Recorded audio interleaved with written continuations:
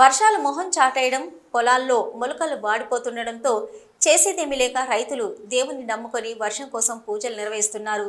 భైంసా మండలంలోని ఇలేగం గ్రామంలో రైతులు వరుణుడి కరుణ కోసం పూజలు చేపట్టారు. గ్రామ దేవతల ఆలయాలకు డప్పు చప్పులతో వెళ్లి దేవతామూర్తులకు జలాభిషేకం చేశారు.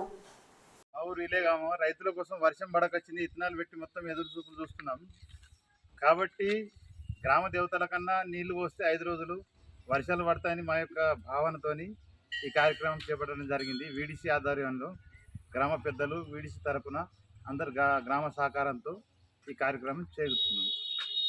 ఇలేగాం గ్రామం వీడిసి కమిటీ ఆధ్వర్యంలో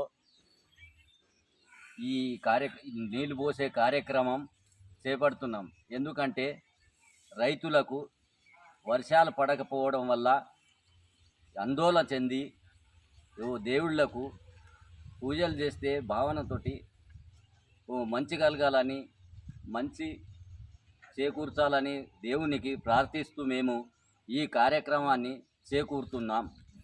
రైతులు మొలకలు వెళ్ళి ఎండిపోతున్నాయని బకెట్లతోటి, బిందెలతోటి మొక్కకు నీళ్ళు పోస్తూ ఎంతో కష్టపడుతున్నారు. అందుకోసమే ఈ కార్యక్రమాన్ని మేము చేకూరుతున్నాం. జూన్ మెరుగు వచ్చిన నుంచి ఇప్పటిదాకా ఏ వర్షం పడలేదు. ఒక్క వర్షం పడ్డది, అది ఎటు కాకుండా పడ్డది. అందుకోసం ఎలాంటి ఇప్పుడు మొలకలు ఎత్తలేవు, డ్రాట్ అయిపోయినాం మేము. అందుకోసమే ఈ కార్యక్రమాన్ని చేస్తున్నాం.